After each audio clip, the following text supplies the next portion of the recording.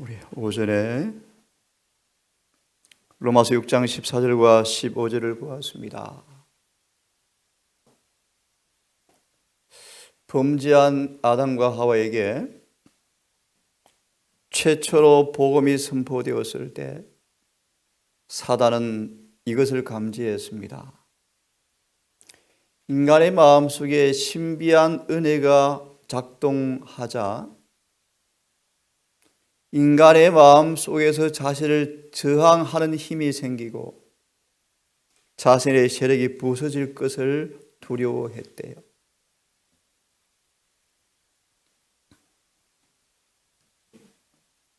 타락한 인간은 합법적으로 사탄의 종입니다.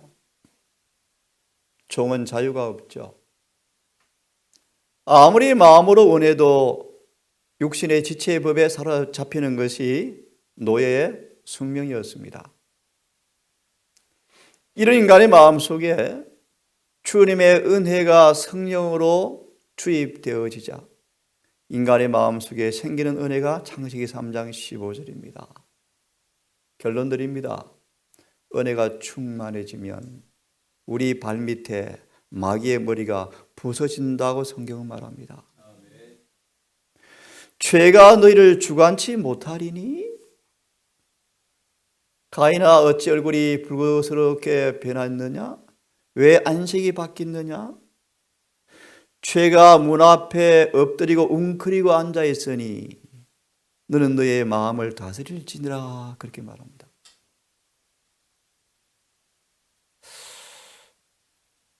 다시 읽습니다. 죄가 너희를 주관치 못한다. 왜냐하면 은혜의 지배를 받으면 죄가 너를 지배할 수가 없고 은혜의 지배를 받으면 다른 말씀으로 죄가 사해지고 성령을 통하여 예수께서 우리 안에 들어오는 사람들은 은혜의 왕국이 그들 속에 건설되었다. 시작되었다. 은혜가 통치하는 곳은 죄를 지으려 걸을 수 없느니라. 막달라 마리아가 은혜를 통하여 죄가 사해지고 예수의 품성의 참여자가 되어지자 그는 승리하고 살아왔다. 그렇게 표현합니다. 이어서 은혜가 무엇인가를 조금 더 공부하겠습니다. 우리가 하나님과 함께 일하는 자로서 너희를 권하노니 하나님의 은혜를 헛되이 받지 말라. 가라사대 내가 은혜 베풀 때 너를 듣고 구원의 날에 너를 도왔다 하셨으니 은혜 베풀 때 구원의 날에 보라 지금은 은혜 받을 만한 때요 보라 지금은 구원의 날이로다. 익숙한 구절이죠. 이 구절을 킹 제임스 버전은 이렇게 번역합니다. 그분께서 이르시되 은혜 줄 때라는 말을 받아주는 때 내게 내 말을 들었고 누가복음은 하나님께서 권고하시는 때 아직 자비가 그들을 붙잡고 있는 동안에 지금도 우리의 죄를 회개하면 간합해 주는 때 내가 내 말을 들었고 구원의 날에 내가 너를 구조하였노니 보라 지금이 받아주시는 때요 보라 지금이 구원의 날이로다. 초기문집 흔들림과 셋째 천사의 기별을 마침을 보시면 많은 사람들이 그들의 옷에 기록된 하늘의 저울에 달아보니 부족하다라는 글이 기록된 옷을 가리키면서 울부짖고 있는데 그들은 한때 안식일을 지킨 사람들이었는데 흔들리면서 떨어져 나갔죠. 더 이상 그들을 위한 받아주는 때가 있어요? 없어요? 없어요. 다른 말로 은혜 받을 만한 때. 예를 하나 듭니다. 너희 중에 너희 자신을 돌아보아서 하나님의 은혜에 이르지 못한 자가 있는가 두려워해봐라. 은혜에 이르지 못하면, 좀 더 쉽게 말하면요, 은혜를 경험하지 아니하면 쓴뿌리가 나서 괴롭게 하고 많은 사람도 이로 말미암아 더러움을 입을까 두렵다. 예를 듭니다. 어릴 때부터 육신의 정욕을 이겨야 할 필요성을 느끼지 못한 채 입맛에 굴복하여 미식가로 살아왔던 에서가 중요한 순간 배고픔을 참지 못하고, 다시 말하면 하나님의 은혜로 말미암아 식욕을 지배하는 경험을 하지 않고 계속 식욕이 자라서 식욕이 그를 지배해버려서 이 뜻입니다. 너희는 아는 바처럼 그는 망령된 자인데, 너희 아는 바처럼 저가 그 후에 축복을 기업으로 받으려고, 무슨 뜻입니까 여러분? 에서는 하나님, 내가 정말 배가 고픈데 먹고 난 후에 장작금 받겠습니다. 하나님께서 그의 요청을 들어주실 줄 알고 착각했대요. 갑자기 예리신 생각이 납니다. 에서처럼 오늘 식욕도 하나 극복하지 못하면서 그 시험날에 설 수 있을까? 예리신은 말합니다. 속지 말라, 못 선다. 돌아와서요.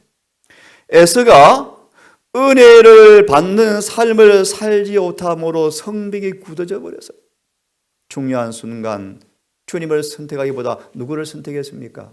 자신을 선택했죠. 예레시는 말하기를 우상 숭배자였다. 자신을 숭배하는 사람이었다. 팥죽이 너무 좋았어요. 입맛을 따라 사는 사람이었다. 다시 말하면 은혜에 이르지 못했다. 은혜 받을 만한 때 은혜를 받지 못함으로 쓴뿌리가 자라버렸습니다. 이후에 눈물을 흘리며 구하되 버림바가 되어서 회개할 기회를 얻지 못하였느니라. 한마디로 은혜 받을 만한 때 받지 못했습니다. 하나님께서 받아주시는 때 받지 못하고 버림바, 영어로 reject, 거절당했다. 나는 모른다.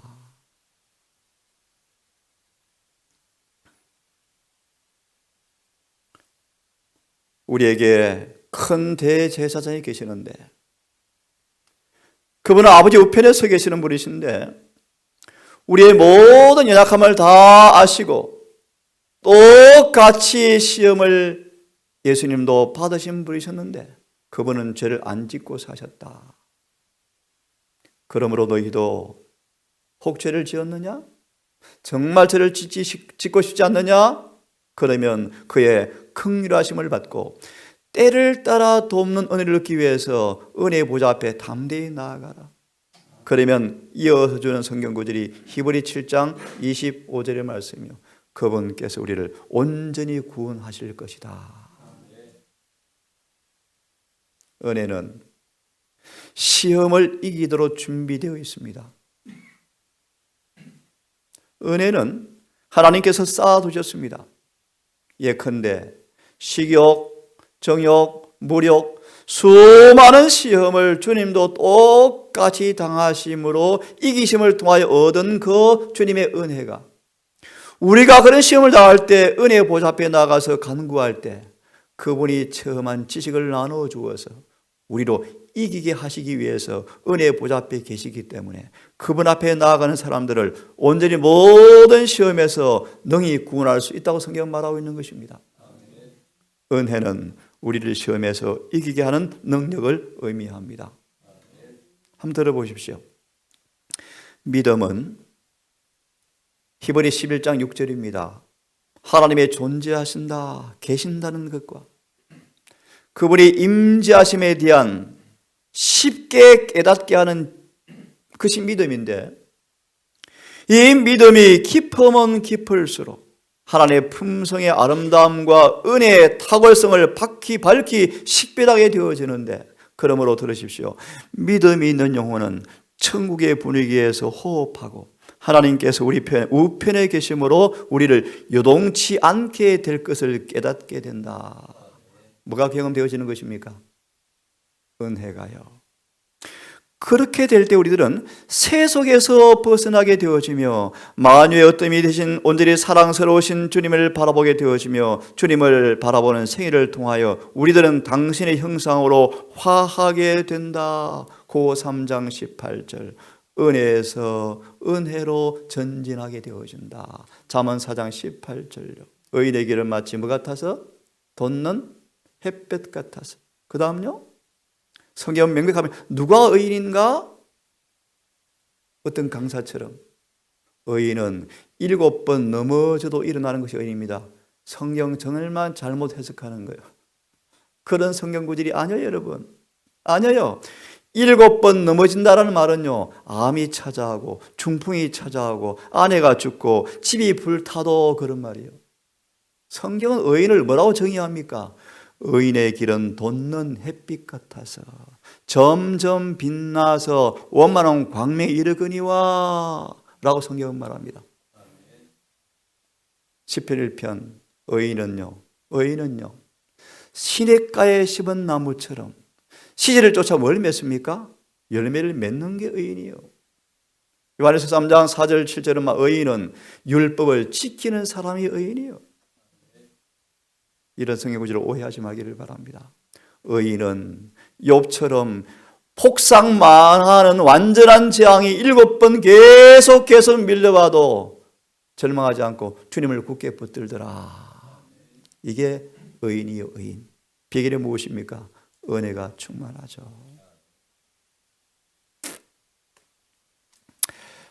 참 귀한 말씀입니다. 하나님을 찬송하십시오. 왜냐하면 우리에게 예수를 통하여 하늘에 속한 모든 신령한 복을 주시는 분이신데, 특별히 어떤 복을요? 우리를 택하사 예수님의 사랑 안에서 그 앞에 거룩하고 흠이 없는 복을 주시기 원하시는데, 기가 막힌 얘기예요, 여러분. 사랑을 다르게 번역하면요, 은혜입니다. 은혜.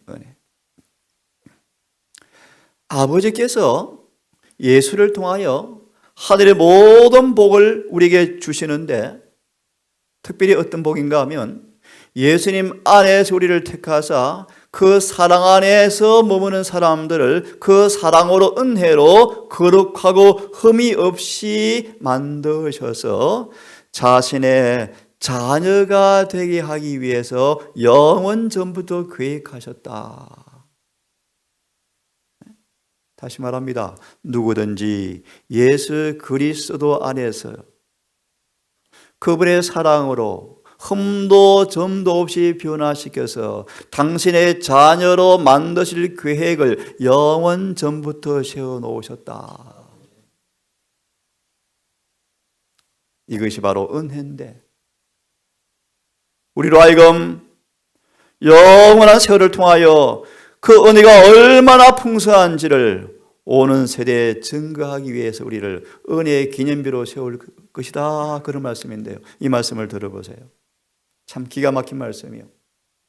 예수님께서 저와 여러분에게 장가를 들고 싶어 하십니다. 장가. 뭐로요?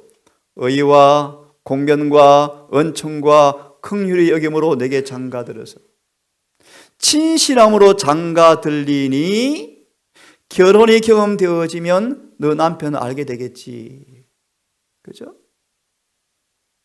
예수님과 영적 결혼이 이루어지면 남편이 알아져요. 그래서 아담이 하와와 동침하더라는 단어가 원어로 안다 뜻이 안다.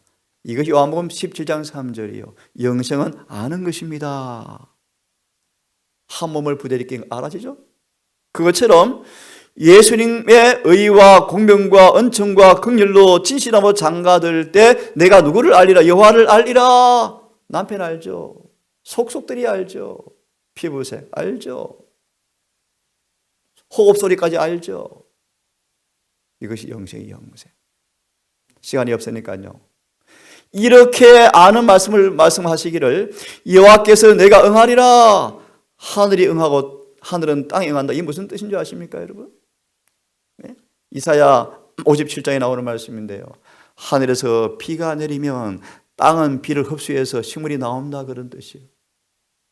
하나님께서 성령으로 내려보면 우리 마음의 땅에 성령이 임하면 내 마음의 땅에는 곡식과 포도주와 기름 예레시는 말하기를 성령의 은사가 우리 안에 회복된다 그런 말이에요. 이런 사람들을 가리켜서 내 백성이라 라고 말하면서 남은 자라라고 말씀하시면서 이렇게 말합니다. 잘 들어보세요.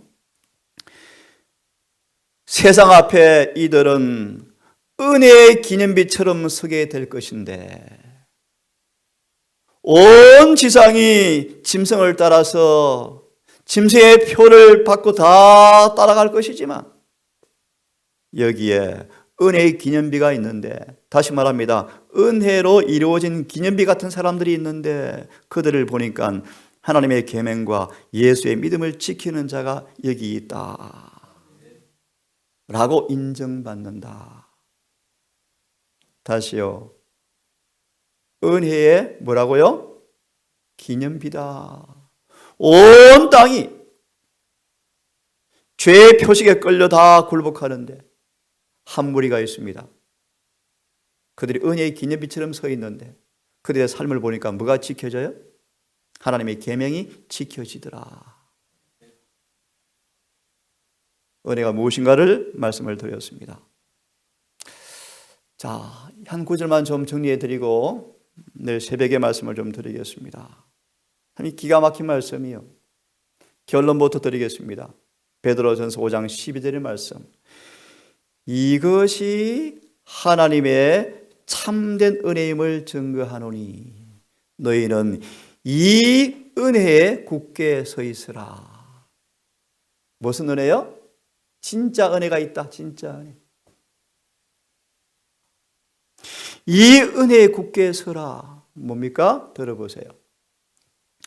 모든 은혜의 하나님 곧 그리스도 안에서 너희를 부르사 자기의 영원한 영광에 가게 하신 그분께서 잠깐 너희를 고난을 받게 하실 것인데 그 고난을 통하여 너희를 온전케 하시고 굳게 하시고 강하게 하시고 틀을 견고케 하실 것인데 이것이 하나님의 참된 은혜임을 증거한다. 예를 들면 빌립보서 1장 21절에 사도 바울은 이렇게 간증합니다. 여러분이여 나는 죽는 것도 참 족합니다. 왠지 아십니까? 왠지 아십니까? 죽으나 사나 항상 나는 주님 안에 있기 때문입니다. 성경대로 표현해드리면 내게 사는 전부가 예수이기 때문에 예수님이 내 전부이기 때문에 죽는 것도 저는 두려워하지 않습니다. 라는 구절을 정하는 말합니다. 사도 바울은 장성한 분량으로 자라버렸는데 어떤 과정으로 그렇게 되었는가? 계속되는 고난과 극심한 가난과 핍박을 통하여 그는 장성한 분량에 도달하였다. 그러므로 베드로는 고백하기를 고난이 올 때만 하지 말라. 이상 여기지 말라. 로마서 5장 1절과 5절은 말하기를 믿음으로 말미암아 죄를 용서받고 거듭나서 의가 입혀졌으면 이제 예수를 통하여 아버지와 더불어 화평을 누리라고 말씀하시면서 2절부터 보세요. 이제 너희가 은혜 안에 믿음으로 서 있다. 좀 더 쉽게 예수님 안에 들어가 있지. 성소에 들어갔지. 들으세요? 은혜 안에 들어간 사람들은 지성소 십계명을 바라보면서 즐거워한다라는 것이 2절과 3절이에요. 왜 그런가?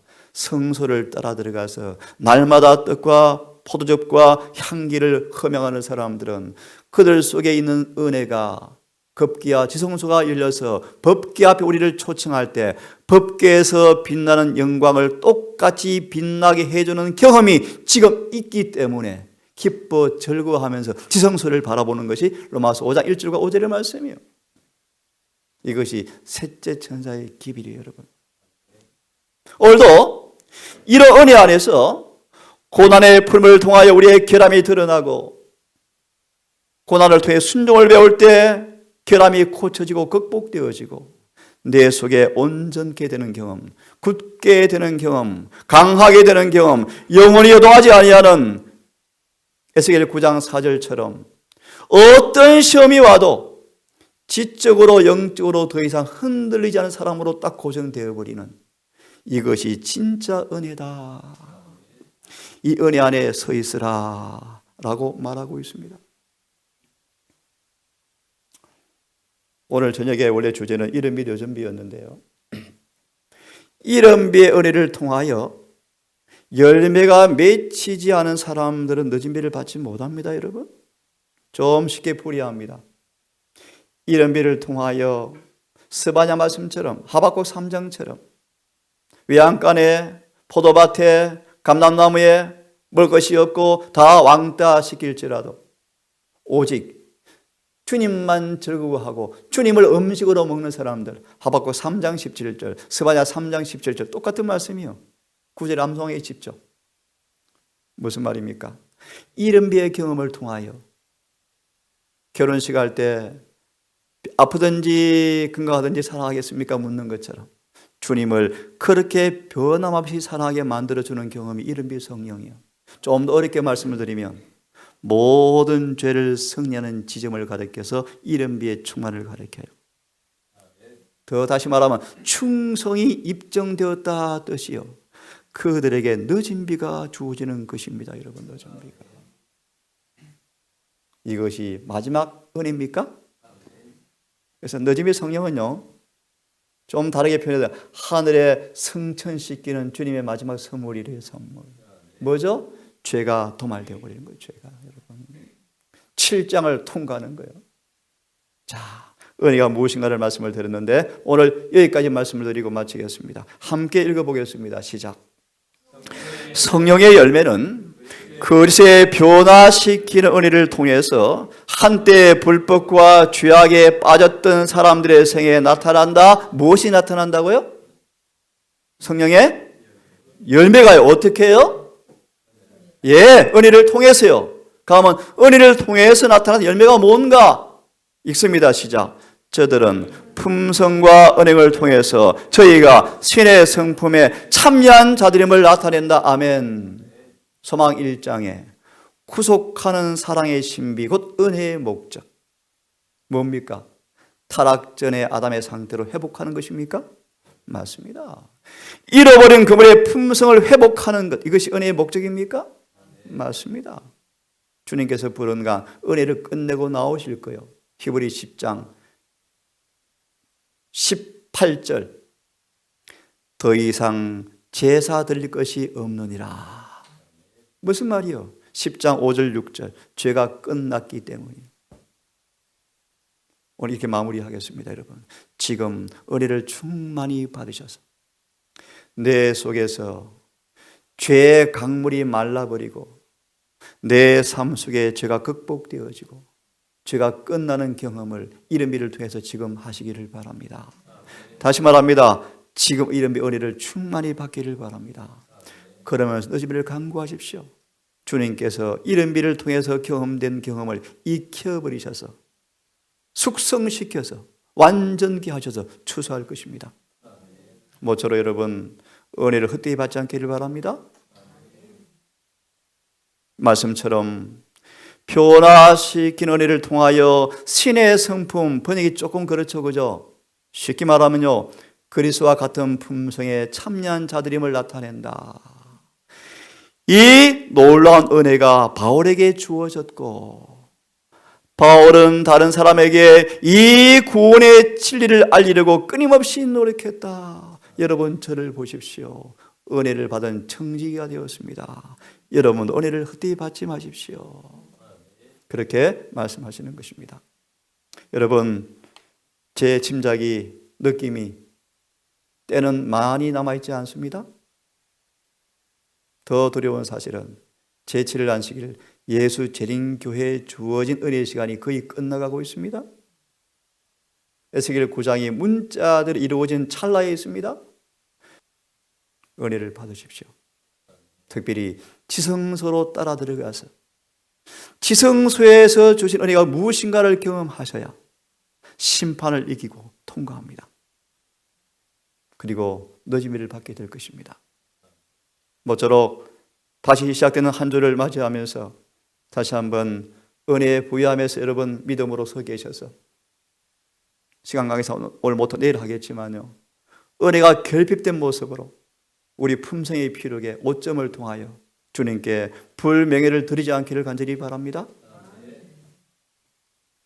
한 주 동안 다시 한번 은혜와 진리가 충만하셔서 주님과 동행하시는 행복한 나날들 되셔서 안식일을 맞이하는 그날까지 한 주를 잘 살기를 바라면서 말씀을 줄이겠습니다.